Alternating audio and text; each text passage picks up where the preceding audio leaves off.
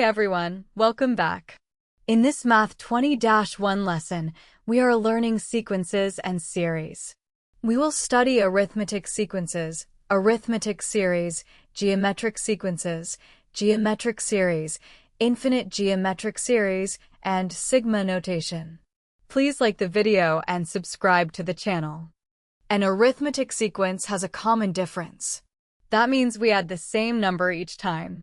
The general term is Tn equals T1 plus n minus 1 times d. Find the 10th term of the arithmetic sequence 3, 7, 11, 15. The first term is 3 and the common difference is 4.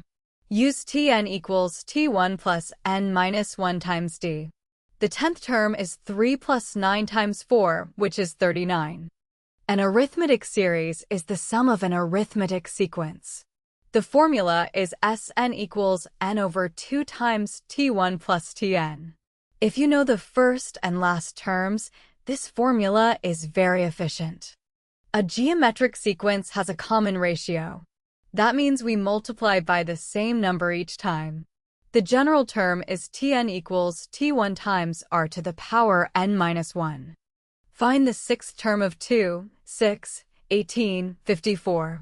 The first term is 2 and the common ratio is 3. T6 equals 2 times 3 to the 5th power, which is 486. A finite geometric series adds a fixed number of geometric terms. One common formula is Sn equals T1 times r to the n minus 1, all over r minus 1, when r is not 1. An infinite geometric series only has a finite sum when the absolute value of r is less than 1. The sum is S infinity equals T1 over 1 minus r. If the absolute value of r is greater than or equal to 1, the infinite series diverges. Sigma notation is a compact way to write a sum. The expression below the sigma tells the starting value. The expression above the sigma tells the ending value. The formula beside the sigma tells what to add each time. Great work! For sequences and series, first decide whether the pattern is arithmetic or geometric. Arithmetic uses common difference. Geometric uses common ratio. Series means sum.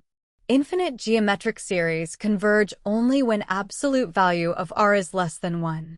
Like the video and subscribe for more Math 20-1 lessons.